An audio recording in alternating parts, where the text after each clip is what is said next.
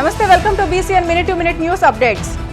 ప్రజల నుంచి విశేష స్పందన లభిస్తుందని ప్రజలు ఎదురొచ్చి హారతులు పడుతూ ఆత్మీయ స్వాగతం పలుకుతున్నారని నర్సాపురం బీజేపీ ఎంపీ అభ్యర్థి భూపతిరాజు శ్రీనివాస్ వర్మ పేర్కొన్నారు. ఈ మేరకు ఆయన BCNతో మాట్లాడుతూ కూటమి పట్ల విశేష ఆదరణ లభిస్తుందని, పాలకులు వ్యాప్తంగా నిమ్మల రామానాయుడు పనితీరును మెచ్చుకుంటూ ప్రజలు సాదర స్వాగతం పలుకుతున్నారని అన్నారు. నర్సాపురం పార్లమెంటరీ నియోజకవర్గ పరిధిలోని అసెంబ్లీ నియోజకవర్గాలతో పాటు తాను కూటమిలో భాగంగా భారీ విజయం సాధిస్తానని ధీమా వ్యక్తం చేశారు. తాము అధికారంలోకి వచ్చిన వెంటనే ప్రధాన సమస్యలపై దృష్టి పెట్టి పరిష్కారానికి కృషి చేస్తామంటూ హామీ ఇచ్చారు. రాజమండ్రి బహిరంగ సభలో వైసీపీ ప్రభుత్వంపై ప్రధాని మోదీ తీవ్ర స్థాయిలో విమర్శలు గుప్పించారని, అలాగే తనను ప్రోత్సహిస్తూ భుజం తట్టారని తెలియజేశారు. భీమవరంలో శనివారం అమిత్ షా రోడ్ షో ఉందని, జవలపాలెం రోడ్డు నుంచి బుధవారం మార్కెట్ వరకు కొనసాగుతుందని తెలిపారు.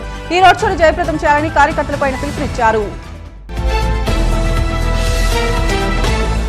ప్రస్తుతం మనం నర్సాపురం పార్లమెంటు భారతీయ జనతా పార్టీ అభ్యర్థి బీజేపీ వర్మ గారితో ఉన్నాం. ఆయనతో మాట్లాడే ప్రయత్నం చేద్దాం. వర్మ గారు నమస్కారం సార్.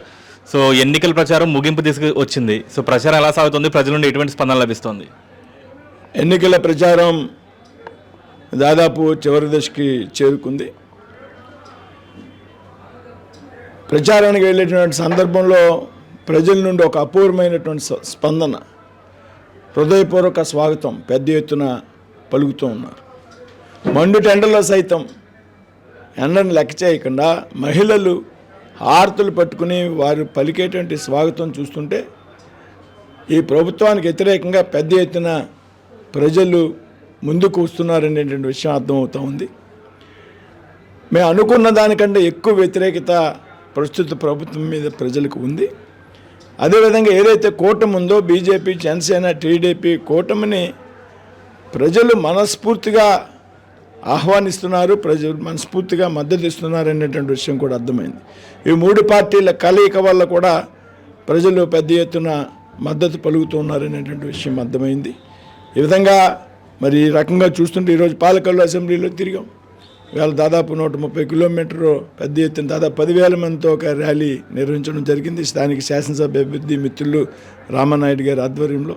మరి రామానాయుడు గారు కూడా 2 సార్లు ఇక్కడ శాసనసభ సభ్యుడిగా పనిచేయడం, మంచి కార్యక్రమాలు చేయడం, ప్రజల్లో మమేకమై కలిసి పనిచేయడం వల్ల సామాన్య కార్యకర్తల్లో ప్రజల్లో కలిసి పనిచేసేటువంటి స్వభావం కలిగినటువంటి వ్యక్తి కాబట్టి ప్రజలు పెద్ద ఎత్తున ఆయనతో పాటు నన్ను కూడా స్వాగతించారు. మరి ఈ పార్లమెంట్లో ఏదైతే పార్లమెంట్ అభ్యర్థిగా ఉన్నటువంటి నేను నలుగురు తెలుగుదేశం శాసనసభ్యులు అభ్యర్థిగా చేస్తున్నారు, 3 జనసేన అభ్యర్థులుగా పోటీ చేస్తున్నారు కూటమి తరఫున. మొత్తం 1+7 నేను ప్లస్ నా పార్లమెంట్లో ఉన్నటువంటి 7 శాసనసభ్యులు పెద్ద మెజార్టీతో గెలుస్తారనేటువంటి విషయంలో ఎటువంటి అనుమానం కూడా లేదు. అయితే ఇటీవలే రాజమండ్రిలో నరేంద్ర మోడీ గారి సభ జరిగింది. సో సభ ఎలా జరిగింది? సభ తర్వాత ఎటువంటి సమీకరణాలు చోటు చేసుకున్నాయి? రాజమండ్రి సభ జరిగినటువంటి తీరు చూసాం, అద్భుతంగా జరిగింది. నరేంద్ర మోడీ గారు ఈ రాష్ట్ర ప్రభుత్వ పనితీరు మీద స్పందించినటువంటి సందర్భం, ఎన్నికల అంతరం మేము అన్నీ కూడా సమీక్షిస్తామని ఆయన చెప్పినట్టు విధానం కూడా మనంతా కూడా విన్నాం. ముఖ్యంగా నాకైతే పెద్ద విశ్వాసం, నమ్మకం కలిగింది. ఈ ప్రాంతంలో మోడీ గారి బహిరంగ సభతో పెద్ద ఎత్తున మార్పు వచ్చింది. అదేవిధంగా నన్ను కూడా మోడీ గారు భుజం తట్టి ప్రోత్సహించినటువంటి సందర్భం మీరంతా కూడా టీవీలో చూసుంటారు. నేను పెద్ద మెజార్టీతో గెలుస్తున్నానంటే ఇస్తారంటే నువ్వు గెలిచి ఢిల్లీ రాని సంగతి నేను చూసుకుంటానని భుజం తట్టి ప్రోత్సహించారు నరేంద్ర మోడీ గారు. సో అలాగే ఎన్నికల ప్రచారం చివరి రోజు అమిత్ షా గారు కూడా జిల్లాకు రావడం, భీమవరంలో రోడ్ షో చేయడం జరుగుతుంది. ఎటువంటి ఏర్పాట్లు చేయబోతున్నారు? భీమవరం 2 కిలోమీటర్ల రోడ్ షో భీమవరాన్ని ఏర్పాటు చేయడం జరిగింది. ప్రధానమైన జోలపాలెం రహదారి నుండి ఇట్లా బుధవారం మార్కెట్ వరకు 2 కిలోమీటర్స్ని పర్మిట్ చేయడం జరిగింది. దాదాపు రోడ్డు పొడికి 2 కిలోమీటర్లు పెద్ద ఎత్తున లక్షలాది మంది ప్రజలు వచ్చి ఆయనకి స్వాగతం చెప్పే విధంగా, ఆయన యొక్క రోడ్ షోలో పాల్గొనే విధంగా భారతీయ జనతా పార్టీ ఏర్పాట్లు చేస్తుంది. సీఎం జగన్ కక్షపూరిత పాలనకు ప్రజలు స్వస్తి పలికేందుకు సిద్ధంగా ఉన్నారని పాలకొల్లు టీడీపీ ఎమ్మెల్యే అభ్యర్థి నిమ్మల రామానాయుడు స్పష్టం చేశారు. ఈ మేరకు ఆయన BCNతో మాట్లాడుతూ రైతులు పూర్తిగా విసిగిపోయి ఉన్నారని, కూటమిని అధికారంలోకి తీసుకువచ్చేందుకు సిద్ధంగా ఉన్నారని తెలియజేశారు. మహిళలు సైతం వైసీపీ ప్రభుత్వ తీరుపై తీవ్ర ఆగ్రహంతో ఉన్నారని, జగన్ ను సాగనంపేందుకు మహిళలు కసితో ఉన్నారని అన్నారు. బీసీలపై జగన్మోహన్ రెడ్డికి చిత్తశుద్ధి లేదని, ఓడిపోయే సీట్లను మాత్రమే బీసీలకు కేటాయించారని అన్నారు. తమ ప్రభుత్వం బీసీలకు తగిన ప్రాధాన్యం కల్పించిందని, సంక్షేమ పథకాల్లో పెద్దపీట వేసినట్లు తెలిపారు. కూటమితోనే సాగేందుకు బీసీలు సిద్ధంగా ఉన్నారని, తన గెలుపునకు వారి సహకారం పూర్తి స్థాయిలో ఉందని అన్నారు. తనపై పోటీలో ఉన్న వైసీపీ అభ్యర్థి గుడాల గోపికి ఈ నియోజకవర్గ సమస్యలపై ఎలాంటి అవగాహన లేదని, ప్రజలకు అందుబాటులో ఉండరని అంతా భావిస్తున్నారని అన్నారు. నిత్యం ప్రజలకు అందుబాటులో ఉండే తన్నే ప్రజలు మరోసారి ఆశీర్వదించేందుకు ప్రజలు సిద్ధంగా ఉన్నారని ధీమా వ్యక్తం చేశారు.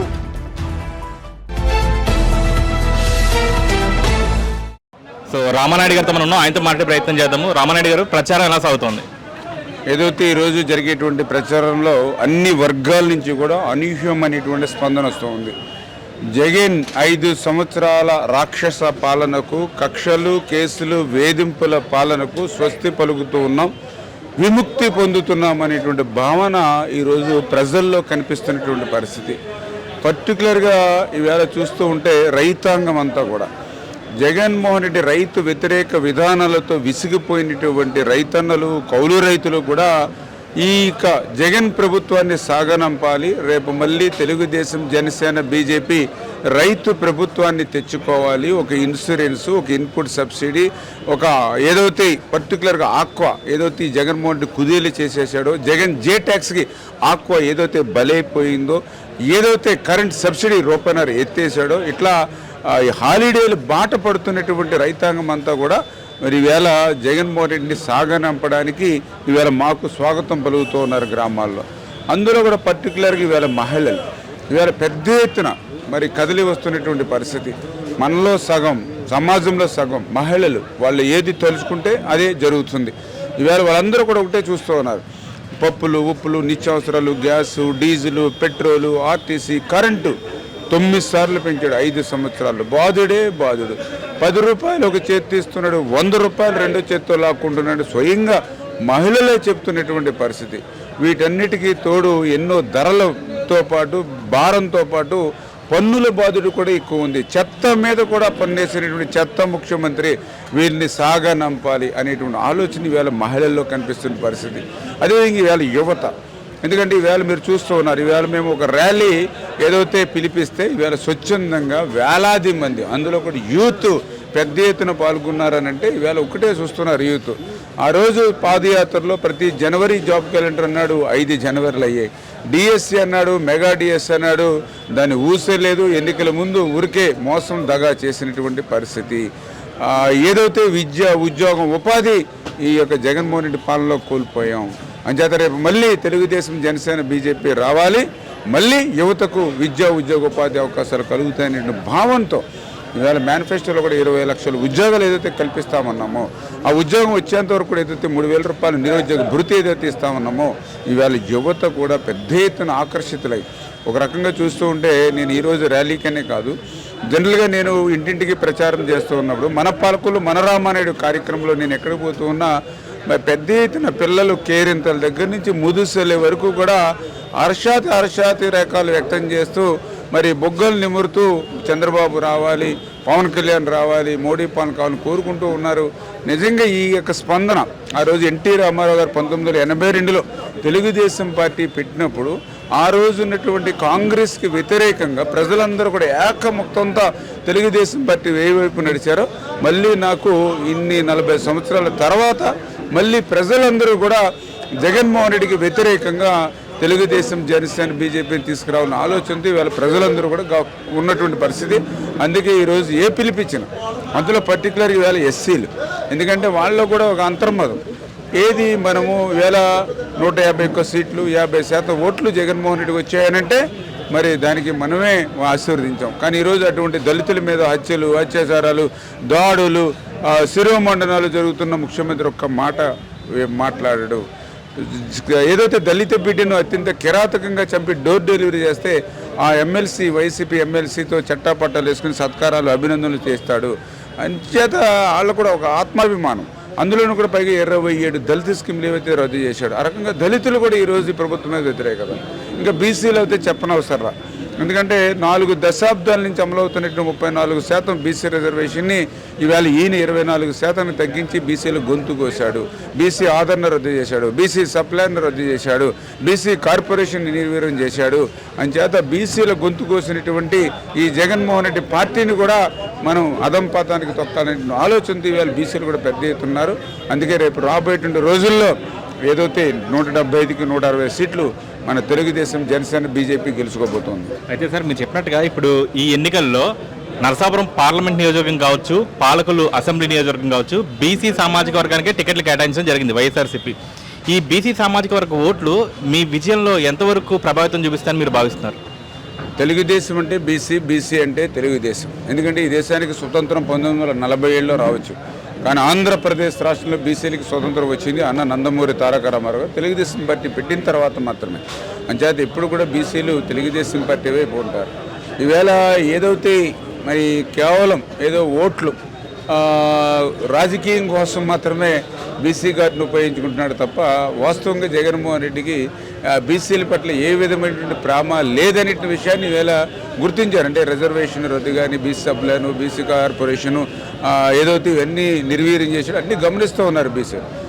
మొన్న కూడా మీరు చూశారు, ఏదో అమర్నాథ్ గౌడ్ అని మరి ఒక 10th క్లాస్ ముక్కు పచ్చలారినటువంటి 10వ తరగతి ఉన్నటువంటి బిడ్డ తన అక్కను ఏడిపించొద్దు అన్నందుకు ముఖ్యమంత్రి సామాజిక వర్గానికి సంబంధించిన వాళ్ళు ఆ యొక్క అమర్నాథ్ గౌడ్ 10th క్లాస్ చదువుతుంటే ఏదో బాబు బుక్స్ కాగితాలు చింపే నోట్లో కొక్కి పెట్రోల్ పోసి తగలబెడితే ఆ నిందితుల్ని 15 రోజుల్లోనే మళ్ళీ బెయిల్ మీద తెచ్చి ఊరిలో ఊరేగింపులు చేశారనంటే 26,000 కేసులు బీసీల మీద ఈ యొక్క 5 సంవత్సరాలు పెట్టారనంటే ఈవేళ బీసీలు అందరూ కూడా గమనిస్తూ ఉన్నారు.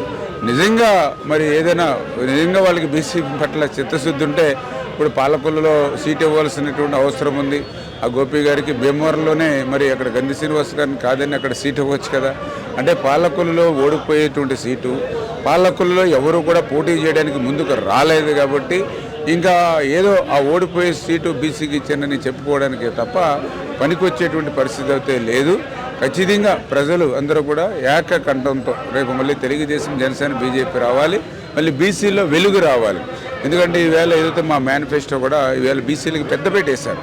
బీసీ రక్షణ చట్టం తీసుకొచ్చి ఏదైతే అట్రాసిటీ ఏదైతే మరి బీసీలకు కూడా ఏదైతే అమలు చేయడం జరుగుతూ ఉందో, బీసీలకు సంక్షేమం ఏదైతే పగడబందీగా అందాలనేటువంటి ప్రయత్నం ఏదైతే ఉందో, 50 సంవత్సరాలకి ఏదైతే బీసీలకి పెన్షన్, ఎందుకంటే ఈవేళ ఒక కల్లుగీత కార్మికులు, ఒక కొబ్బరి దింపు కార్మికులు, ఒక కొబ్బరి ఒలుపు కార్మికులు, ఒక చేనేత మగ్గాన్ని నేర్చేటువంటి వాళ్ళు, ఒక నాయి బ్రహ్మణ సోదరులు, ఒక రజక మిత్రులు, ఒక శాలివాహన సోదరులు, మరి ఇట్లా ఎవరైతే బడుగు బలహీన వర్గాలు ఎవరైతే ఉన్నారో వాళ్ళ చేతి వృత్తులతోటి, కుల వృత్తులతోటి 50 సంవత్సరాలు వచ్చే సమయానికి పనిచేసి అలసిపోయి వాళ్ళ కళ్ళల్లో పొట్ట తగ్గిపోయి వాళ్ళ కళ్ళల్లో కంటి చూపు మందికి స్థితిలో వాళ్ళకు ఒక భరోసా ఇవ్వాలి, ఒక భద్రత ఇవ్వాలి అనేటువంటి ఆలోచనతో ఈవేళ 50 సంవత్సరాలకి బీసీలకి పింఛన్.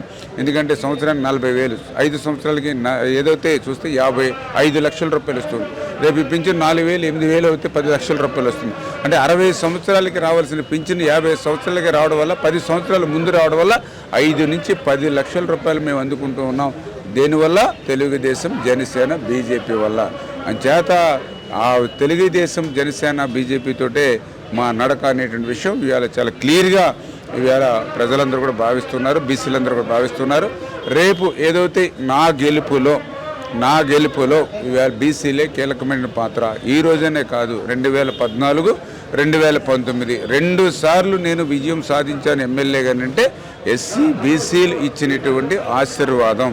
అంచేత ఖచ్చితంగా ఇప్పుడు కూడా ఆలోచిస్తూ ఉన్నారు పాలకొల్లు ప్రజలు కూడా. ఏదైతే రామానాయుడు అంటే కులాలకి సంబంధం లేకుండా ఏదైతే క్యాస్ట్ లేకుండా పనిచేసే నాయకుడు రామానాయుడు. పిలిస్తే పలికేటువంటి వ్యక్తి. ఆయనకి ఏదైనా ఒక కులం ఉందంటే అది మానవత్వం అనేటువంటి కులం. అంటే రాత్రైనా అపరాత్రైనా పిలిస్తే పలుకుతాడు, కాలింగ్ బెల్ నొక్కితే తలుపు తీసి మాట్లాడతాడు, ఫోన్ చేస్తే సమస్య ఏంటో చూసి అప్పటికప్పుడు పరిగెత్తుకొచ్చి మన ఇంటికి వచ్చి, మన ఆఫీస్కి వచ్చి, మన షాప్ దగ్గరకు వచ్చి ఆ పనిని చేసి పెడతాడు. ఒక కోవిడ్ వచ్చిందంటే కుటుంబాన్ని వదిలి మా కోసం పనిచేశాడు. వరదలు వచ్చినాయి అంటే పేకల్లోతో నీళ్ళల్లో వచ్చి మమ్మల్ని ఆదుకున్నాడు. మా టిట్కో ఇళ్ళు నిర్మాణం చేయట్లేదంటే వాళ్ళ అద్దె బాధలు తెలియజేయడం కోసం 240 కిలోమీటర్ల మండు టెండలో సైకిల్ మీద అసెంబ్లీకి వెళ్ళాడు. మరి ఈ రకంగా నిత్యం 365 రోజులు 24 గంటలు మా కోసం పనిచేసిన వ్యక్తి రామానాయుడు. కులం అనేది లేకుండా మానవత్వంతో పనిచేసిన వ్యక్తి రామానాయుడు.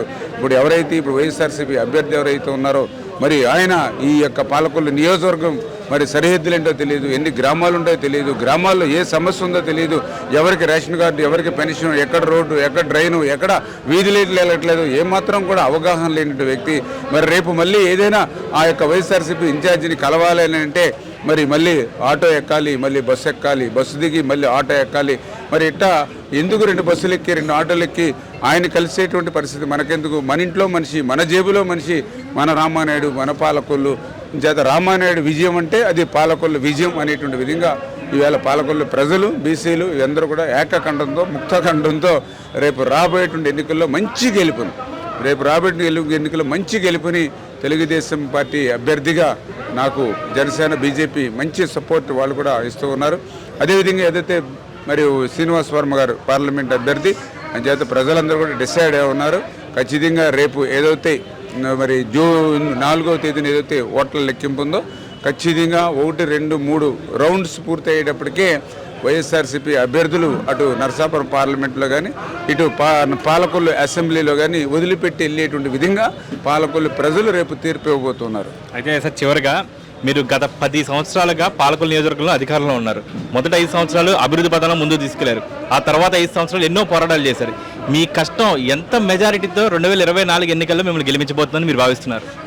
ఏదైతే చెప్తూ ఉన్నానుగా ఈరోజు జగన్మోహన్ రెడ్డి ధనబలం పెట్టాలని, కులాల మధ్య చిచ్చు పెట్టాలని అనేక రకాల ప్రయోగాలు చేస్తున్న ప్రజలందరూ కూడా, అందులో బీసీలందరూ కూడా నా పక్షాన ఉన్నారు, ఎస్సీలందరూ కూడా నా పక్షాన ఉన్నారు. దానికి కారణం ఏదైతే గత 5 సంవత్సరాలు నేను అధికారంలో ఉన్నప్పుడు మరి ఈవేళ పాలకొల్లు నియోజకవర్గాన్ని అభివృద్ధిలోను సంక్షేమంలో అగ్రస్థానంలో నిలబెట్టాను. మళ్ళీ ఈ 5 సంవత్సరాల అధికారం లేకపోయినప్పటికీ కూడా ప్రజల తరఫున నిత్యం పోరాడి, ఈ రకంగా చెప్పాలంటే ఈవేళ వైఎస్ఆర్సీపీ పాలన నా పాలకొల్లోనే కాదు 175 నియోజకవర్గాలు ఎక్కడ కూడా పన్నులు కాల. వైఎస్ఆర్సీపీ సాక్షాత్తు మంత్రులు ఉన్న చోట కూడా ఏ విధమైన అభివృద్ధి లేదు.